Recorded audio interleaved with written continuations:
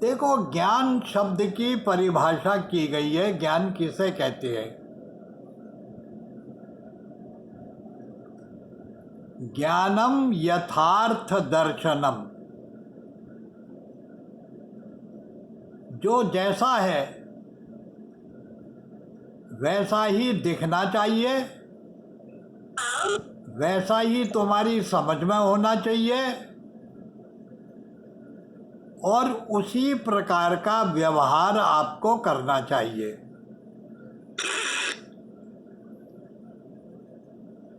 अर्थात ज्ञान में यथार्थता होनी चाहिए, रियलिटी होनी चाहिए। इमेजिनेशन से काम नहीं चलेगा, सपोजिशन से काम नहीं चलेगा।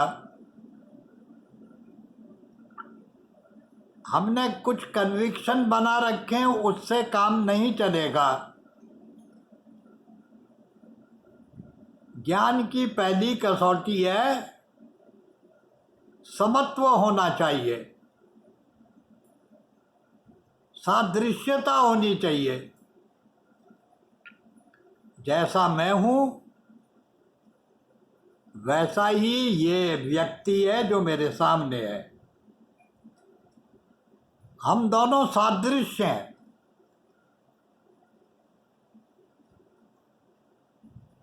जब समता वाली दृष्टि होती है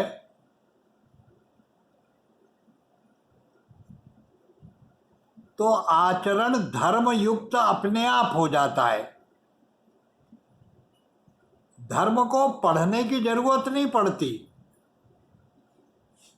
धर्म को खोजने की जरूरत नहीं पड़ती। आत्मवत् सर्वभूतेषु यह पश्यति स पश्यति। अरे भाई, जैसा मैं हूं वैसा ये है।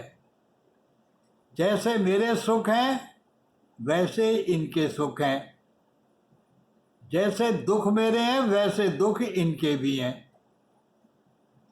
ये जब समत्व आता है, ये समता आती है, तो ज्ञान का मार्ग खुल जाता है। विषमता में अज्ञान है, समता में ज्ञान है। विषमता में भेद है और समता में अभेद है। विषमता में डाइवर्सिटी है और समता में वननेस है। ये वननेस जब तक परिवार में नहीं होती है तो वो परिवार इंटेग्रेटेड फैमिली नहीं होता है, डिसइंटीग्रेटेड होता है, बिखरा हुआ होता है। जिस समाज के अंदर इंटीग्रेशन नहीं होता है वो डिसइंटीग्रेटेड है, बिखरा हुआ है, बिखरा हुआ है। हम लोगों को परस्पर बांधने वाली अगर कोई सूत्र है तो ये विवेक का सूत्र बांधेगा जिससे धर्म का जन्म होता है। तो मैं निवेदन कर रहा था, ज्ञान भी हो और विवेक भी हो। अब हमारे पास समस्या क्या है?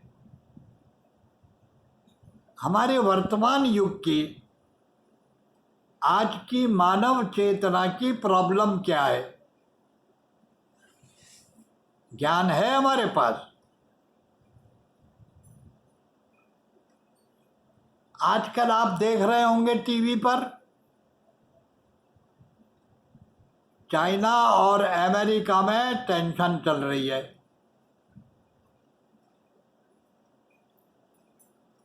दोनों शक्ति संपन्न देश हैं, टेक्नोलॉजिकली वेरी एडवांस्ड हैं, फाइनेंशियली बड़े मजबूत हैं, इनका राज्य तंत्र भी बड़ा इंटेग्रेटेड है।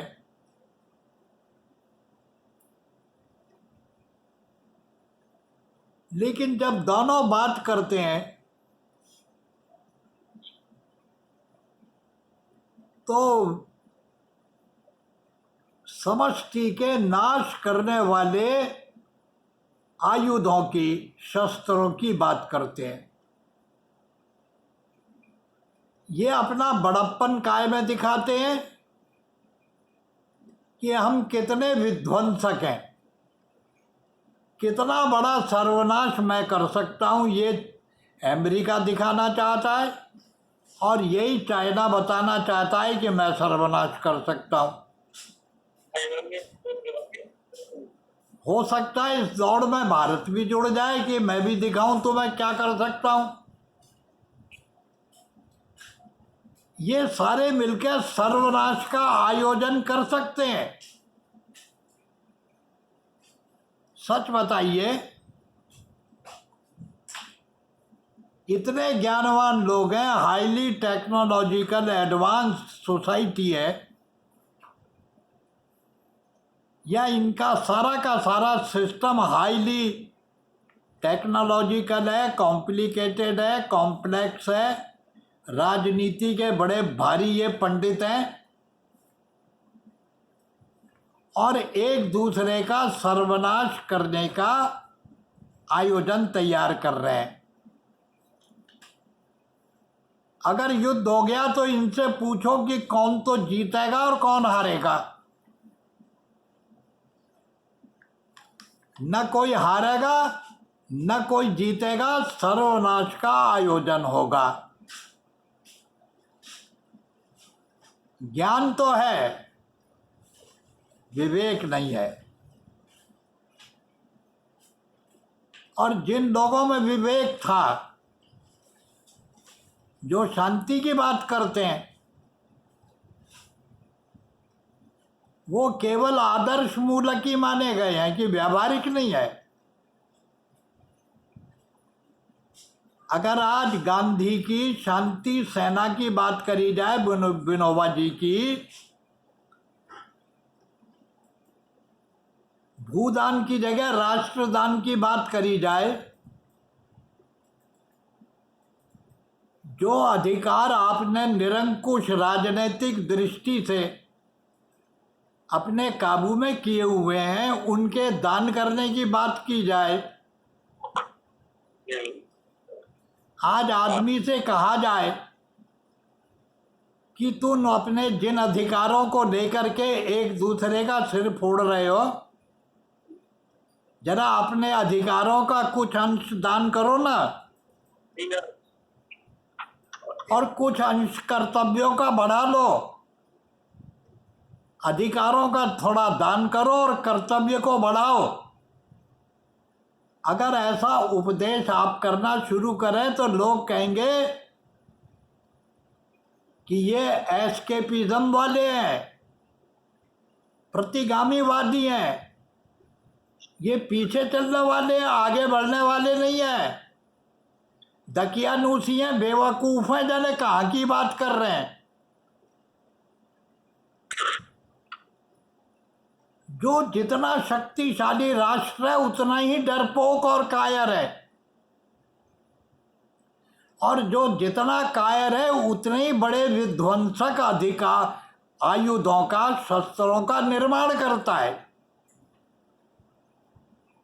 तो मैं निवेदन कर रहा था कि न इनके पास ज्ञान है, न इनके पास विवेक है, और जिनके पास ज्ञान और विवेक है वो व्यवहार नहीं कर सकते, क्योंकि व्यवहार करने का अधिकार उनके पास नहीं है। अधिकार तो सारे इन लोगों के हाथ में है। इसलिए आध्यात्म कहता है, वस्तुतः वर्तमान राजनीतिक परिदृश्य को देखकर, आज की बौद्धिक चेतना के कार्यकलाप को देखकर लगता है कि हम पशु धरातल से भी नीचे गिरे हुए हैं। इसके लिए पिशाच धरातल है, ये राक्षसों से भी नीचे का धरातल है।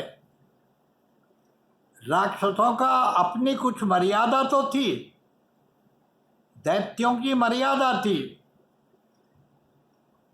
आज के शक्ति संपन्न राष्ट्रों के पास कोई मर्यादा ही नहीं है, कोई लिमिटेशन नहीं है इनके पास। और इन्हीं की मूर्खता को देखकर जनता आवाज दे रही है, हमें बोलने का अधिकार दो, हमें बोलने दो जो हम बोलना चाहें, हमें लिखने दो जो हम लिखना चाहें। मुझे जे कृष्णमूर्ति की एक पंक्ति याद आई, these political people demand for the liberty of thought, but I want to know, have you got any worthy idea to be expressed? तुम्हारे पास कहने को है क्या? कोई तुम्हारा ओरिजिनल थॉट है? तुम्हारा अपना कोई विचार है? तुम तो पराधीन और गुलाम हो, संकीर्णता के गुलाम हो, नैरोनेस से बंधे हुए हो। तुम्हारे विचार कभी उच्च हो ही नहीं सकते, वो नीचता के ही होंगे। उनका एक्सप्रेशन करके तुम क्या करोगे? जैसे तुम गिरे हुए हो ऐसे औरों को भी गिराओगे।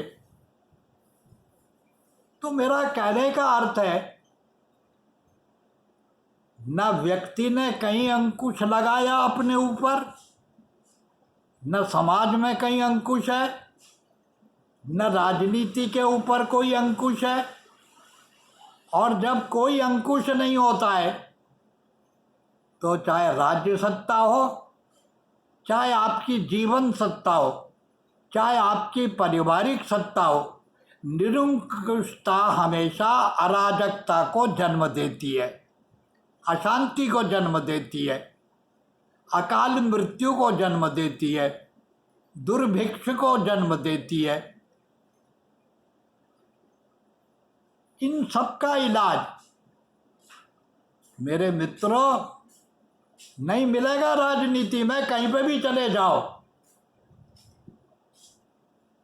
राजनीति के पास इसका इलाज नहीं है, किसी समाज शास्त्र के पास इसका इलाज नहीं है। इसका इलाज जहां प्राप्त होगा, वो तो हमने स्कूल बंद कर दिए। वो आध्यात्म का मार्ग है, सत्संग का मार्ग है, इंद्रिय दमन का मार्ग है, समता, दमता, शांति, तितिक्षा, इसका मार्ग है। और यहाँ उत्तेजना पैदा करने का ही आयोजन करते हैं, हर जगह उत्तेजना। चाहे आप टीवी पे देख लो, चाहे आप अखबारों में पढ़ के देख लो, चाहे आप व्यक्ति के व्यवहार में देख लो, हर आदमी उत्तेजित अवस्था में मिलेगा। क्रोध तो उसकी नाक पर रखा होगा। परिवार में भी किसी से बात करो तो बात बोलेंगे व्यंग्य की भाषा में, सटायरिकल लैंग्वेज होगी, कम्युनिकेशन नहीं होगा, अटैक होगा, आक्रमण होगा। ये पूरे समाज की स्थिति इतनी विषम है। उसका कारण ये है कि जिस आध्यात्म में, जिस रूहानियत में, जिस आत्मज्ञान के मार्ग पर चलने में सबसे पहले शांति और संयम की बात होती है, तितिक्षा की बात होती है, आज यही चीज़ें अगर आप इनकी बात करो, शांति की बात करो, तो लोग कहेंगे हम तो बड़े शांत हैं, अशांत तो तुम हो। तो आध्यात्म आदमी को शांति की बात कहता है, और दांति, दांत, शांत दांत और तितिक्षा, ये 3 शब्द हैं। मानसिक अवस्था शांत रहनी चाहिए, मन शांत अवस्था में होना चाहिए, शरीर में उत्तेजना नहीं होनी चाहिए, ये शांति है। और दांत कहते हैं दमन को, इच्छाओं का और वासनाओं की दमन करने की ताकत हो। और तीसरा शब्द है तितिक्षा। अगर थोड़ा कष्ट आता है, थोड़ी कठिनाई आती है, तो उसके बर्दाश्त करने की ताकत होनी चाहिए। थोड़ी सी कठिनाई में व्याकुल हो गए, उत्तेजित हो गए, ये सारी हिंसा और अपराध इसी में तो होते हैं कि उस उत्तेजना को हम बर्दाश्त नहीं कर पाते, उस तनाव को हम, तितिक्षा को, उस तनाव को धारण नहीं कर पाते, क्यों? मनोबल नहीं है, मन निर्बल है, हमारा नर्वस सिस्टम बिल्कुल निर्बल है। जरा सी अशांति होती है तो ऊपर से नीचे तक आग लग जाती है। तो मैं निवेदन कर रहा था, इस वेद मंत्र में एक बात कही गई है, अगर आपको परमात्मा पर विश्वास है, उसे मानते हैं कि एक super power is there in the universe which is controlling the whole scenario of this existence, अगर ऐसा आप मानते हैं तो याद रखिए वही सुपीरियर पावर आपके अंदर भी है। और उस सुपीरियर पावर को वेद में इंद्र कहा गया है। ये इंद्र वो नहीं है जो देवताओं का राजा है, नंबर 1 का गुंडागर्दी करने वाला, वो इंद्र नहीं है। इंद्रियाणाम अधिपति स इंद्र, जो इंद्रियों का स्वामी है, जो इंद्रियों को इंद्रियां बनाता है, जिसके कारण मन मन बनता है, बुद्धि बुद्धि बनती है, चित्त चित्त बनता है, जो इन सारी चीजों का स्वामी है, स इंद्र, वो इंद्र है। ये इंद्र 2 हैं, एक पिंड में है, एक ब्रह्मांड में है। जो ब्रह्मांड में इंद्र बैठा है उसको परमात्मा कहते हैं, और जो पिंड में बैठा हुआ है उसको हम जीवात्मा कहते हैं।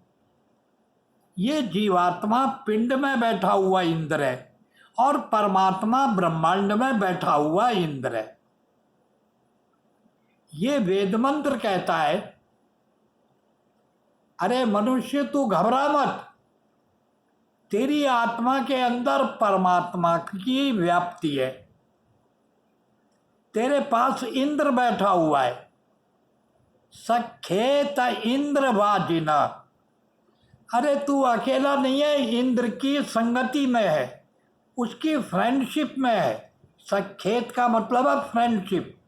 You are under the friendship of the lord, मालिक की आप उसकी मित्रता में हैं, वो आपका सखा है, आप उसके सखा हो। बड़ा सुंदर शब्द है ये सखा। तुम्हें मालूम है सखा किसे कहते हैं? आपने अगर रामायण देखी होगी तो राम सीता को सखा कहते हैं, सखे शब्द से उच्चारण करते हैं। सीता जब राम को बात करती हैं तो आर्यपुत्र कह के बात करती हैं, और राम जब बोलते हैं तो सीता को सखे शब्द से बोलते हैं। ये सखा शब्द बहुत अद्भुत शब्द है। सखा का मतलब ये नहीं है कि यू आर माई चम, तुम मेरे लंगोटिया यार हो, ये अर्थ नहीं है। सखा शब्द का लिटरल मीनिंग है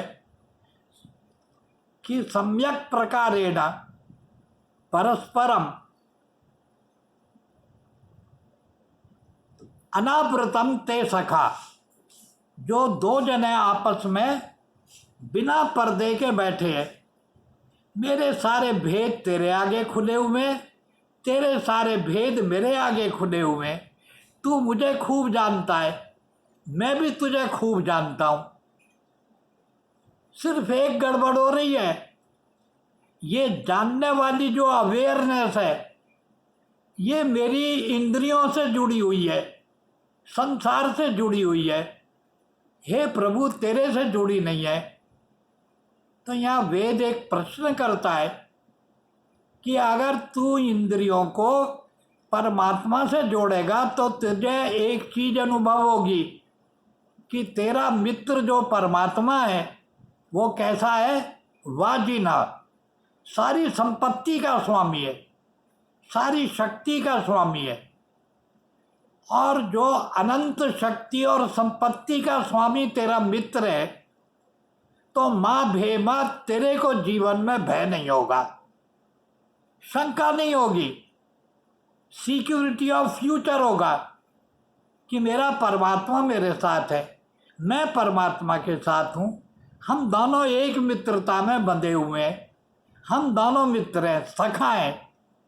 सिर्फ एक काम करना है, हमें उसके आगे खुलना है।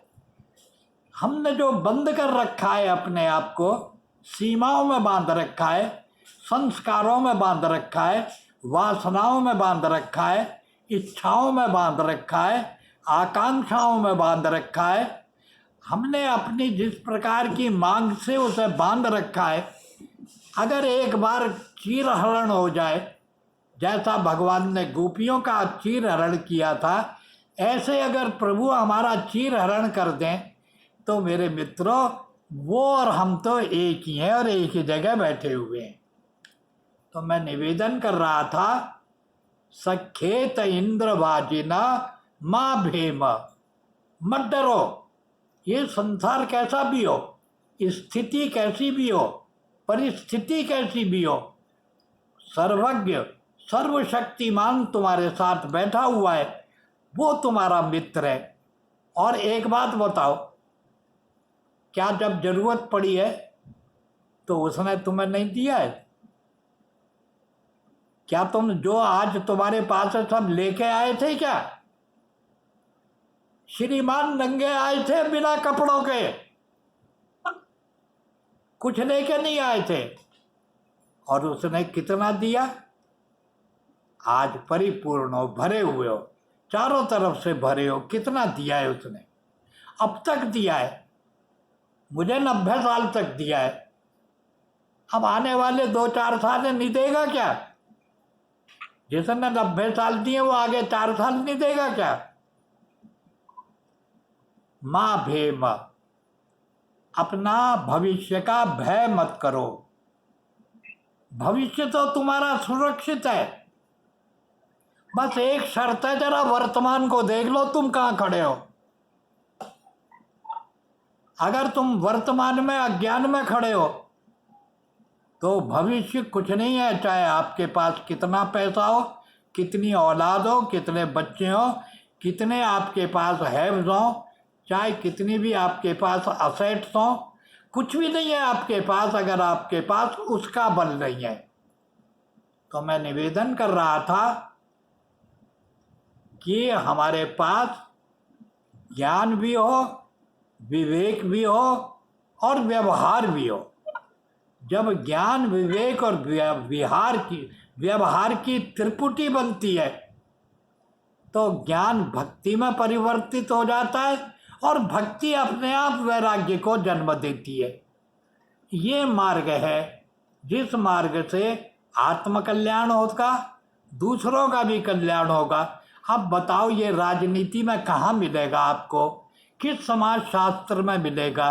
किस टेक्नोलॉजी से आपको ये ज्ञान प्राप्त होगा? इस ज्ञान के लिए आपको आना पड़ेगा, उसी जगह आना पड़ेगा जो लोग सुख और शांति से हजारों वर्ष इस भारत में जिए और जिन्होंने शांति का संदेश सारी दुनिया को दिया। चाहे वो ऋषि मुनि थे, चाहे वो गांधी थे, चाहे वो आप हो, चाहे आप कोई भी हो, जो शांति का संदेश दे रहा है वो भारत है। ये ही भारत का अर्थ है। Bharat does not mean A geographical identity, it is not simply A continent. ये भारत शब्द का अर्थ है कि one who is constantly moving in light, जो निरंतर ज्ञान में गति कर रहा है, अंदर से आगे बढ़ रहा है, जिसको कोई भय नहीं, आशंका नहीं, चिंता नहीं, वो भारत है। और जो आग में जल रहा है वो भारत नहीं है। भारत हमेशा सुख शांति से संपन्न रहेगा। ऐसा भारत बने, ऐसा हमारा देश बने, ऐसा जीवन बने। ये इस वेद मंत्र का भाव है। ओम शांति।